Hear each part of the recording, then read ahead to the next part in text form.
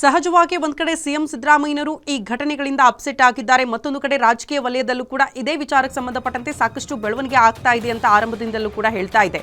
RCB ಸಂಭ್ರಮಾಚರಣೆಯ ವೇಳೆ ಕಾಲ್ತುಳಿತ ದುರಂತ ಪ್ರಕರಣಕ್ಕೆ ಸಂಬಂಧಪಟ್ಟಂತೆ ಈ ಘಟನೆಯಿಂದಾಗಿ 5 ಪೊಲೀಸ್ ಅಧಿಕಾರಿಗಳ ತಲೆದಂಡವಾಗಿದೆ. ಗುಪ್ತಚರ ಮುಖ್ಯಸ್ಥ ಸಿಎಂ ರಾಜಕೀಯ ಕಾರ್ಯದರ್ಶಿ ಕೂಡ ಎತ್ತಂಗಡಿಯಾಗಿದ್ದಾರೆ. ಹುದ್ದೆಯಿಂದ ವಜಾ ಆಗ್ತಾ ಇದ್ದಂತೆ ಈ ಗೋವಿಂದ ರಾಜ್ ಮಾಡಿದ್ದೇನು, ಅವರಿಗೆ ಕೋಕು ಕೊಡ್ತಾ ಇದ್ದಂತೆ ಮೆಸೇಜ್ ಮಾಡಿದ್ದು ಯಾರಿಗೆ ಅನ್ನೋದೇ ಬಹುದೊಡ್ಡ ಪ್ರಶ್ನೆ. ನಾನು ತಪ್ಪು ಮಾಡಿಲ್ಲ, ನನ್ನನ್ನು ಹರಕೆ ಕುರಿ ಮಾಡಿದ್ರು ಅಂತ ಗೋವಿಂದ ರಾಜ್ ಅವರು ಒಬ್ಬರಿಗೆ ಮೆಸೇಜ್ ಮಾಡ್ತಾರೆ. ನನ್ನನ್ನು ಬಲಿಪಶು ಮಾಡಿದ್ರು ಅಂತ ಗೋವಿಂದ ರಾಜ್ ಅವರು ಕೂಡ ಹೇಳ್ಕೊಳ್ತಾರೆ ಆ ಮೆಸೇಜ್ನಲ್ಲಿ. DCM DK Shivakumar, home minister Param, ಮತ್ತೊಂದು ವಿಚಾರ ಪ್ರಿಯಾಂಕ್ ಖರ್ಗೆ ಸೇರಿದಂತೆ ಪ್ರಭಾವಿ ಸಚಿವರಿಗೆ ಗೋವಿಂದ ರಾಜು ಅವರು ಮೆಸೇಜ್ ಮಾಡಿದ್ದಾರೆ ಅನ್ನುವಂತಹ ವಿಚಾರ ಬೆಳಕಿಗೆ ಬರ್ತಾ ಇದೆ. ಈ ಗೋವಿಂದ ರಾಜು ಅವರನ್ನ ಸಸ್ಪೆಂಡ್ ಮಾಡೋದಕ್ಕೆ ಕಾರಣ ಏನ್ ಗೊತ್ತಾ? ಆ ವಿಧಾನಸೌಧದ ಮೆಟ್ಟಿಲುಗಳ ಮೇಲೆ ಕಾರ್ಯಕ್ರಮದ ಆಯೋಜನೆ ಮಾಡೋದಕ್ಕೆ ಸಿಎಂ ಸಿದ್ದರಾಮಯ್ಯನವರ ಮೇಲೆ ಇದೇ ಗೋವಿಂದ ರಾಜು ಅವರು ಒತ್ತಡ ಹಾಕಿದ್ರು ಅನ್ನೋ ಕಾರಣಕ್ಕೆ ಸಿಎಂ ಸಿದ್ದರಾಮಯ್ಯನವರು ಒಪ್ಕೊಂಡು ಆ ಕಾರ್ಯಕ್ರಮದ ಆಯೋಜನೆ ಮಾಡ್ಬಿಟ್ರಾ? ನಾನು ಒತ್ತಡ ಹಾಕಿದ ತಕ್ಷಣ ಕಾರ್ಯಕ್ರಮ ಆಗ್ಬಿಡ್ತು, ಹಾಗಾಗಿ ನನ್ನನ್ನ ಈಗ ಸಸ್ಪೆಂಡ್ ಮಾಡಿಬಿಟ್ಟಿದ್ದಾರೆ ಅಂತ ಗೋವಿಂದ ರಾಜು ಅವರಿಗೆ ಬೇಸರ ಕಾಡ್ತಾ ಇದೆ. ಸ್ವತಃ ಎಐಸಿಸಿ ಅಧ್ಯಕ್ಷ ಮಲ್ಲಿಕಾರ್ಜುನ ಖರ್ಗೆ ಅವರು ಈ ಕಾರ್ಯಕ್ರಮದ ಆಯೋಜನೆ ಮಾಡೋದಕ್ಕೆ ಕಾರಣಕರ್ತರು ಯಾರು ಅಂಥವರನ್ನ ನೀವು ಸಸ್ಪೆಂಡ್ ಮಾಡಬೇಕು ಅಂತ ಸೂಚನೆ ಕೊಟ್ಟ ಬಳಿಕ ಗೋವಿಂದ ರಾಜು ಅವ್ರನ್ನ ಸಸ್ಪೆಂಡ್ ಮಾಡಲಾಯಿತು. ಅವ್ರು ಹೇಳಿದ ತಕ್ಷಣ ಕೇಳ್ಬಿಡ್ತೀರಾ? ಯಾಕೆ ನಿಮ್ಗೂ ಕೂಡ ಯೋಚನೆ ಮಾಡುವಂತ ಅವಕಾಶ ಇರುತ್ತಲ್ವಾ, ಕಾರ್ಯಕ್ರಮ ಮಾಡಿದ್ರೆ ಹೆಂಗಿರುತ್ತೆ ಅಂತ. ಸರ್ಕಾರಿ ಕಾರ್ಯಕ್ರಮದಲ್ಲಿ ಯಾವುದೇ ಅವಘಡ ಆಗಿಲ್ಲ. ಕೆಎಸ್ಎಸ್ಸಿಎ ಆಯೋಜನೆ ಮಾಡಿರುವಂತಹ ಕಾರ್ಯಕ್ರಮದಲ್ಲಿ ಇಂಥ ಅವಘಡ ಆಗಿದೆ. ಇಲ್ಲಿ ಸರ್ಕಾರ ಎಲ್ಲವನ್ನ ಕೂಡ ಅಚ್ಚುಕಟ್ಟಾಗಿ ವ್ಯವಸ್ಥೆ ಮಾಡ್ಕೊಂಡಿತ್ತು ಅಂತ ಸ್ವತಃ ಡಿಸಿಎಂ ಡಿಕೆ ಶಿವಕುಮಾರ್ ಹೇಳ್ಬಿಟ್ರು. ಇಲ್ಲಿ ವಿಧಾನಸೌಧದ ಮುಂದೆ ಯಾವುದೇ ಅವಘಡ ಆಗದೆ ಇದ್ರೂ ಕೂಡ ಭದ್ರತೆಯ ವಿಚಾರದಿಂದ ವ್ಯವಸ್ಥೆ ಕಲ್ಪಿಸುವ ಆ ಪೊಲೀಸ್ ಸಿಬ್ಬಂದಿಯ ವಿಚಾರಕ್ಕೆ ಸಂಬಂಧಪಟ್ಟಂತೆನಾದ್ರೂ ಯೋಚನೆ ಮಾಡ್ಬೇಕಲ್ವಾ?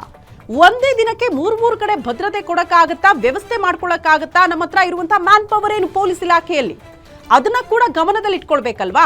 ಯಾರೋ ಒತ್ತಡ ಹಾಕಿದ್ರು ಅನ್ನೋ ಕಾರಣಕ್ಕೆ ಅವರು ಒತ್ತಡಕ್ಕೆ ಒಳಗಾಗಿ ಕಾರ್ಯಕ್ರಮದ ಆಯೋಜನೆ ಆಗುತ್ತೆ. ಈ ಕಾರ್ಯಕ್ರಮದಲ್ಲಿ ಇಂಥದ್ದೊಂದು ಅವಘಡ ಆಗ್ತಾ ಇದ್ದಂತೆ 11 ಜನ ಅಮಾಯಕರು ಜೀವ ಕಳ್ಕೊಂಡ್ರು ಅನ್ನೋ ಕಾರಣಕ್ಕೆ ಯಾರ್ಯಾರನ್ನೂ ತಲೆದಂಡ ಮಾಡ್ತೀರಿ ಅಂದ್ರೆ ಎಷ್ಟರ ಮಟ್ಟಿಗೆ ಸರಿ ಅನ್ನೋದನ್ನ ಸ್ವತಃ ಗೋವಿಂದ ರಾಜ್ ಅವರೇ ಹಲವರಿಗೆ ಮೆಸೇಜ್ ಮಾಡಿದ್ದಾರಂತೆ ಈ ವಿಚಾರಕ್ಕೆ ಸಂಬಂಧಪಟ್ಟಂತೆ.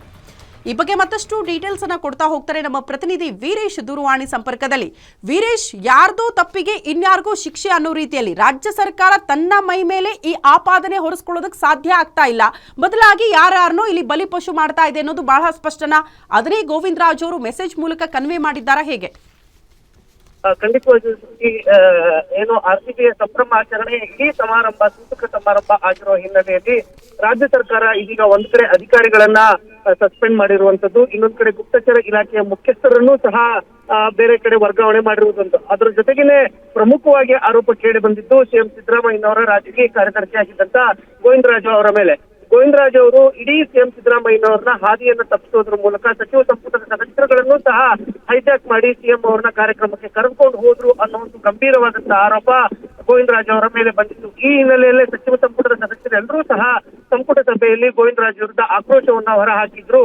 ನಾವು ಸಂಪುಟದಲ್ಲಿ ಇಷ್ಟೊಂದು ಸಚಿವರಿದ್ದೀವಿ, ನಮಗೆ ಒಬ್ಬರಿಗೂ ಸಹ ಇಡೀ ಸಮಾರಂಭದ ಬಗ್ಗೆ ಸ್ವಲ್ಪವೂ ಸಹ ಮಾಹಿತಿ ಇಲ್ಲ, ಇಡೀ ಸಂಪುಟವನ್ನೇ ಹೈಜಾಕ್ ಮಾಡ್ಕೊಂಡು ಹೋದ್ರೆ ಹೇಗೆ ಅನ್ನೋ ಒಂದು ಆಕ್ರೋಶವನ್ನ ಎಲ್ಲರೂ ಸಹ ವ್ಯಕ್ತಪಡಿಸಿದ್ರು. ಅದರಲ್ಲಿ ವಿಶೇಷವಾಗಿ ಪ್ರಿಯಾಂಕ ಖರ್ಗೆ ಆಗಿರ್ಬೋದು, ಅವರು ಸಹ ಈ ಕುರಿತಂತೆ ಮಲ್ಲಿಕಾರ್ಜುನ್ ಖರ್ಗೆ ಅವರಿಗೆ ಸಂಪೂರ್ಣವಾದಂತ ಮಾಹಿತಿಯನ್ನ ಒಂದ್ ಕಡೆ ಕೊಟ್ಟಿರುವಂತದ್ದು. ಇನ್ನೊಂದ್ ಕಡೆ ಹಿರಿಯ ಸಚಿವರಾಗಿರ್ತಕ್ಕಂಥ ಲೋಕೋಪಯೋಗಿ ಸಚಿವ ಸತೀಶ್ ಜಾರಕಿಹೊಳಿ ಮತ್ತು ಎಂ.ಬಿ. ಪಾಟೀಲ್ ರವರು ಸಿಎಂ ಸಿದ್ದರಾಮಯ್ಯನವರ ಮುಂದೆ ಅಸಮಾಧಾನವನ್ನ ತೋಡ್ಕೊಂಡಿದ್ರು.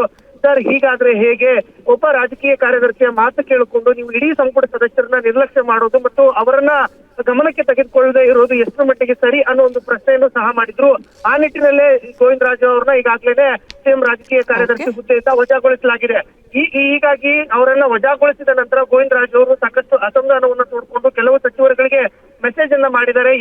ಯಾರದೋ ತಪ್ಪಿಗೆ ನನ್ನನ್ನ ಹರಿಕೆ ಕುರಿ ಮಾಡಿದ್ರಿ, ನನ್ನನ್ನ ಬಲಿಪಶು ಮಾಡಿದ್ರಿ ಅಂತ ಹೇಳಿ ಹಲವು ಸಚಿವರಿಗೆ ಮೆಸೇಜ್ ಅನ್ನ ಮಾಡಿ ತಮ್ಮ ಅಳಲನ್ನ ತೋಡ್ಕೊಂಡಿರುವಂತದ್ದು. ಶ್ರುತಿ. ಓಕೆ ವೀರೇಶ್, ಧನ್ಯವಾದಗಳು ತಮ್ಮೆಲ್ಲ ಮಾಹಿತಿಗೆ.